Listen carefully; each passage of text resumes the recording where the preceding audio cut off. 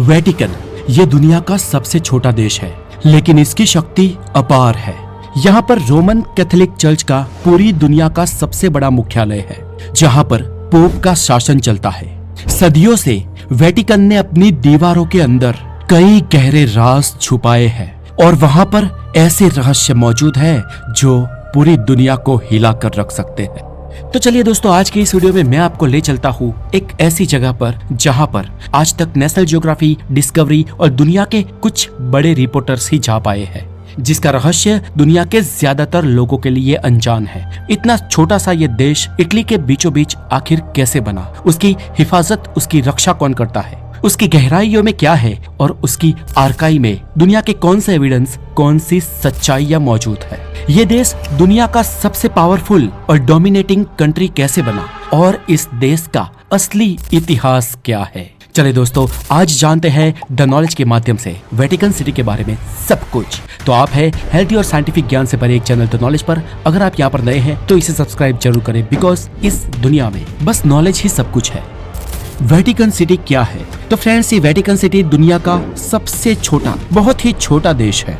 इतना छोटा कि इसका विस्तार 0.49 स्क्वायर किलोमीटर है, यानी कि 1 स्क्वायर किलोमीटर से भी कम। मतलब कि आप इस देश की सीमाओं को कुछ ही मिनटों में पैदल चलकर तय कर सकते हैं।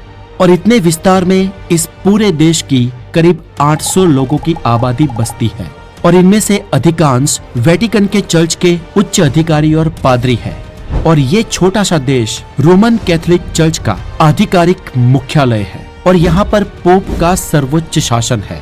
ये वेटिकन देश पूरा का पूरा चारों ओर इटली से घिरा हुआ है और ये देश इतना छोटा है कि इटली के एक शहर रोम के बीचों बीच मौजूद है, लेकिन फिर भी इसे एक स्वतंत्र देश के रूप में मान्यता प्राप्त है। आपको बता दूं दोस्तों कि वेटिकन सिटी का ये चर्च इतना अमीर है कि इसे दुनिया की सबसे बड़ी कंपनी एप्पल, गूगल या माइक्रोसॉफ्ट की कंपैरिजन में गिना जा सकता है। जी हाँ फ्रेंड्स, वेटिकन सिटी के इस चर्च के पास $2 ट्रिलियन की संपत्ति है, जो ऑलमोस्ट भारत की जीडीपी के 70% तक है। ये इंडिपेंडेंट नेशन असल में एक ऐसा धार्मिक संगठन है जिसकी खुद की पावर और खुद का फाइनेंशियल एम्पायर है। वेटिकन के चर्च के पास इतनी संपत्ति दुनिया भर के लोगों के दान से आई है, और ना सिर्फ दान से, इस दान को ये चर्च दुनिया के अलग अलग बिजनेसेस में और उस पैसे को ग्रो करने में भी लगाता है। और इस छोटे से देश में एक बैंक भी है जिसे वेटिकन बैंक या गॉड बैंक भी कहा जाता है, और ये भी स्विस बैंक्स की तरह सीक्रेट अकाउंट्स के लिए मशहूर है। और इसके अंदर वेटिकन सिटी की कितनी अपार संपत्ति मौजूद है, ये तो उनके अलावा किसी को नहीं मालूम। वेटिकन सिर्फ एक धार्मिक स्थान नहीं है, बल्कि ये एक राजनैतिक शक्ति का केंद्र है। कई लोगों का मानना है कि वेटिकन सिर्फ धर्म की रक्षा के लिए काम नहीं करता, बल्कि यह एक गुप्त संस्थान के रूप में भी कार्यरत है। वेटिकन की सीक्रेट आर्काइव्स, इस जगह की जो ये लाइब्रेरी है, जो दुनिया में सबसे बड़ी लाइब्रेरीज में से एक है, लेकिन दुनिया की एकमात्र सबसे गूढ़, रहस्यमय और रेयर किताबों वाली लाइब्रेरी भी यही है। और इसी को ही वेटिकन की सीक्रेट आर्काइव्स कहा जाता है। और ये दुनिया के कुछ खास लोगों को छोड़कर किसी के भी लिए प्रतिबंधित है। इसकी आर्काइव्स में क्या हो सकता है? तो दोस्तों, दुनिया भर के कई रिपोर्टर्स और कई लोगों का मानना है कि इसके अंदर ईसा मसीह यानी कि जीसस क्राइस्ट के जीवन से जुड़े असली दस्तावेज मौजूद हो सकते हैं। इसके अंदर चर्च और नाजी जर्मनी के बीच के गुप्त दस्तावेज और गुप्त समझौते भी संग्रहित हो सकते हैं। और इनके अलावा बाइबल के छुपाए हुए ग्रंथ और सदियों तक दुनिया में हुए पावर के ट्रांसफॉर्मेशन के गुप्त दस्तावेज इस जगह पर मौजूद हो सकते हैं। और इन दस्तावेजों तक इस चर्च के भी कुछ चुनिंदा लोगों को ही पहुंचने की परमिशन है। इसमें बुक ऑफ एनोक भी मौजूद है, जिसमें बताया गया है कि स्वर्गदूत धरती पे आकर ज्ञान देते हैं। दोस्तों, वेटिकन की आर्काइव में एक सबसे गुड़ कथा जो मानी जाती है, वो है फातिमा की भविष्यवाणियों की किताब। माना जाता है कि साल 1917 में पोर्टुगल की फातिमा ने 3 भविष्यवाणियां की थी, जिसमें से पहली 2 भविष्यवाणियां तो कुछ ही समय में सार्वजनिक कर दी गई थी, लेकिन कहा जाता है कि तीसरी भविष्यवाणी को वेटिकन ने गुप्त रखा। और माना जाता है कि ये तीसरी भविष्यवाणी दुनिया के अंत की चर्चा और तबाही की भविष्यवाणी है। ये भी माना जाता है कि वेटिकन के पास ईसा मसीह की रियल किताब है। वेटिकन का इतिहास। वेटिकन सिटी का इतिहास प्राचीन रोम से जुड़ा है। आज से 2000 साल पहले वेटिकन सिटी नाम की कोई जगह नहीं थी। इटली की उस जगह पर वहां पर साधारण एक पहाड़ी क्षेत्र हुआ करता था, जिस जगह को वेटिकन हिल कहा जाता था। उस समय पूरा रोमन एम्पायर और उसके शासक जिस धर्म को, जिस संप्रदाय को मानते थे, उस मजहब का नाम पोगाम रिलीजन था। लेकिन जब ईसा मसीह के बाद रोमन साम्राज्य में भी ईसाई धर्म का प्रचार जोरों शोरों से शुरू हुआ, तो कई रोमन लोग और रोमन शासक ईसाई धर्म के विरोध में खड़े हो गए। उस वक्त रोमन साम्राज्य में ईसाइयों को दबाया गया, सताया गया और उनका उत्पीड़न किया गया। माना जाता है कि सेंट पेट्रुस, जो जीसस क्राइस्ट के 12 प्रेरितों में से एक थे, उनको रोम में मार दिया गया था और उनको इस रोमन साम्राज्य में एक विस्तार, जिसे वेटिकन पहाड़ी कहा गया, वहां पर दफना दिया गया था। और यहीं पर ईसाइयों ने बाद में सेंट पेट्रुस बेसिलिका का निर्माण करवाया, जिसे आज भी वेटिकन का सबसे पवित्र स्थान माना जाता है। कैथोलिक चर्च और पोप का उदय। धीरे धीरे ईसाई धर्म पूरे रोम साम्राज्य में फैल गया और 4वीं शताब्दी आते आते ईसाई धर्म रोम का आधिकारिक संप्रदाय बन गया और रोम के बिशप, जिसे आज पोप कहा जाता है, इसे ईसाई धर्म का सर्वोच्च नेता मान लिया गया। और इसके बाद ईसाई धर्म पर पोप का प्रभाव बढ़ता गया और पोप को सिर्फ धर्म की ही नहीं, लेकिन राजनीतिक शक्ति भी माना गया।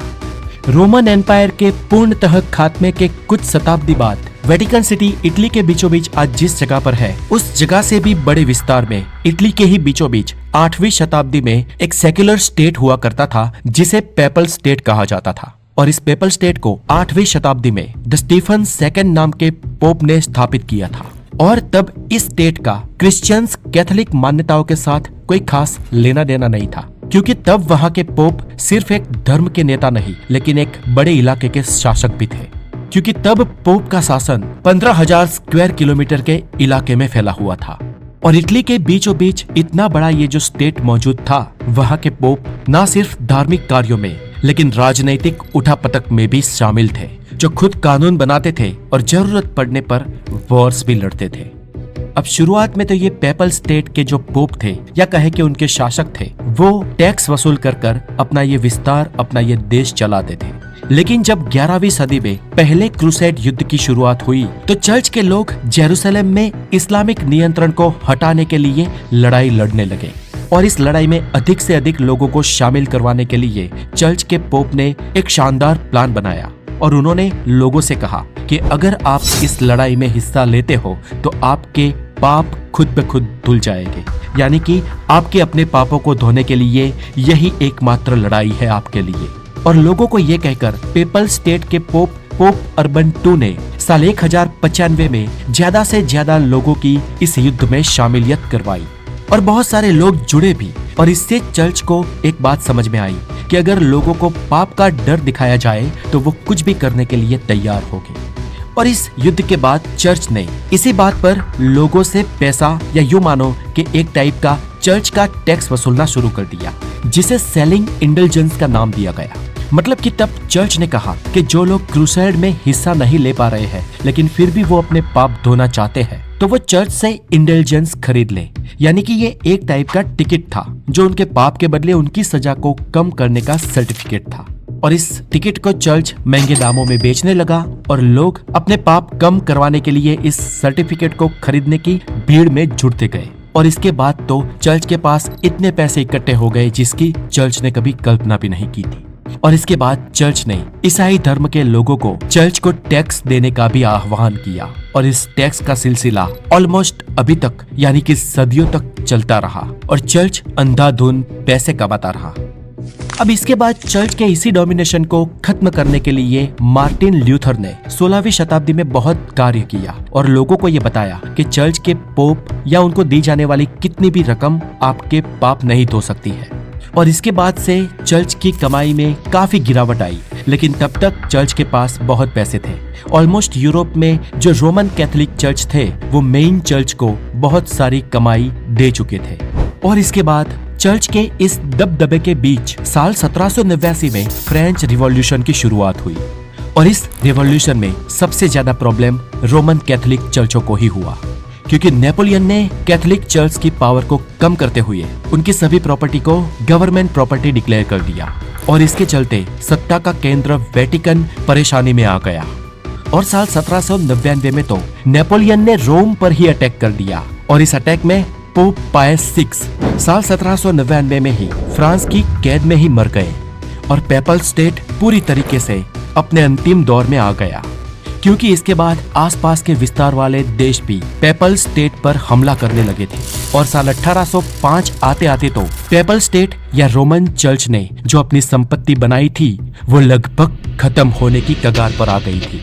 और यहाँ तक आते आते वेटिकन सिटी के चर्च और पोप की हालत इतनी बदहाल हो गई थी कि उन्हें अपने खर्चे और अपनी सत्ता को चलाने के लिए जूइश बैंकर रोथस्चाइल्ड की मदद लेनी पड़ी थी। और साल 1832 में पहली बार रोथस्चाइल्ड्स ने वेटिकन की मदद की और चर्च को 4 लाख यूरो का लोन दिया, जिससे उस वक्त चर्च को थोड़ी राहत तो मिली, लेकिन उसका भी कोई खास प्रभाव हुआ नहीं और रोमन कैथोलिक चर्च निम्न से निम्न परिस्थिति में धीरे धीरे जाते चले गए। इसके बाद वेटिकन का जो कंट्रोल कभी 15,000 स्क्वायर किलोमीटर में फैला हुआ था वो सिमट कर करीब आधे स्क्वायर किलोमीटर में ही रह गया और इसके बाद पेपल स्टेट खत्म हो गया। पेपल स्टेट का अंत कैसे हुआ? तो दोस्तों, इस पेपल स्टेट के बीचों बीच रोम पड़ता था और इस पेपल स्टेट के आसपास के लोग यानी कि इटली के लोग ये चाहते थे कि वो रोम पर कब्जा कर ले, रोम उनकी कैपिटल बन जाए। इसलिए उन्होंने पेपल स्टेट पर लगातार आक्रमण किए। हालांकि उस वक्त तो वेटिकन सिटी के पोप ने इटालियन के रूल को मानने से मना कर दिया और खुद को prisoners of the Vatican declare कर दिया और उसके बाद इटालियन रूलर्स को लगा कि वेटिकन के पोप खुद ही आकर सरेंडर कर लेंगे, लेकिन अगले 60 सालों तक ऐसा नहीं हुआ। लेकिन उसके बाद इटाली में मुसोलिनी आ गया, जिसने वेटिकन सिटी के साथ एक डील की और उसने लेटरन ट्रीटी साइन की, जिससे वेटिकन सिटी को एक छोटे से देश के रूप में मान्यता प्राप्त हुई और इस तरह पेपल स्टेट का पूरा विस्तार इटाली के कब्जे में आ गया। रोम शहर भी इटली के अंडर में आ गया और सिर्फ ½ स्क्वायर किलोमीटर जितना विस्तार वेटिकन सिटी एक स्वतंत्र देश बन गया। तो फिर वेटिकन सिटी फिर से अमीर और पावरफुल कैसे बना? तो दोस्तों, पेपल स्टेट के खंडन के बाद जो रोम के बीच में ये वेटिकन सिटी नाम का एक छोटा सा स्वतंत्र देश बना, उसके पास अब फिर से आगे आने के लिए या उभरने के लिए कोई और रास्ता बचा नहीं था। इसलिए इससे बाहर आने के लिए वेटिकन सिटी ने अपने कैथोलिक चर्चों को पूरी तरीके से कॉमर्शलाइज करने की कोशिश की। पोप ने अपनी बची कुची सभी वेल्थ को सेटल्ड सेक्युलर बिजनेस में लगाना शुरू कर दिया और इसी बिजनेस में मिलने वाला प्रॉफिट चर्च की कमाई का जरिया बन गया। इस तरीके से एक धार्मिक संगठन व्यावसायिक बन गया। चर्च की इस कमाई में पोप को इटली के 60 अमीर परिवारों का भी साथ मिला और पोप ने इन लोगों को ब्लैक नोबल्स का नाम दिया और इसी तरह वेटिकन सिटी का चर्च फिर से वेल्थी बन गया और अपनी खामियों को पुनः न दोहराते हुए वो इतने परिपक्व हो गए, इतने परफेक्ट हो गए कि आज दुनिया की अद्यतन संपत्ति वेटिकन के चर्च के पास है। और यही कारण है कि आज ये चर्च दुनिया की बड़ी बड़ी कंपनियों जितना पावरफुल हो चुका है, जिस वजह से वो दुनिया को डोमिनेट करता है। लेकिन ये साफ है कि चर्च के इतने वेल्थी होने की राह आसान नहीं थी। अब दोस्तों, आज इस दुनिया के सबसे छोटे लेकिन सबसे पावरफुल ऐसे देश की सुरक्षा का जिम्मा स्विट्जरलैंड के गार्ड्स के तहत है। स्विस गार्ड स्विट्जरलैंड की एक सबसे पुरानी और निजी सेना है जो इस देश की और पोप की भी व्यक्तिगत रूप से सुरक्षा करते हैं और ये स्विस गार्ड के सभी सैनिक स्विट्जरलैंड के नागरिक होते हैं। तो दोस्तों, आज के इस वीडियो में इतना ही। आपको वेटिकन सिटी पर बनाया हमारा ये वीडियो कैसा लगा मुझे कमेंट करके जरूर बताएं। अपना बहुत सारा ध्यान रखें और अगर आप नए हैं तो द नॉलेज को जरूर सब्सक्राइब करें, बिकॉज इस दुनिया में knowledge is everything. Have a wonderful day, take care.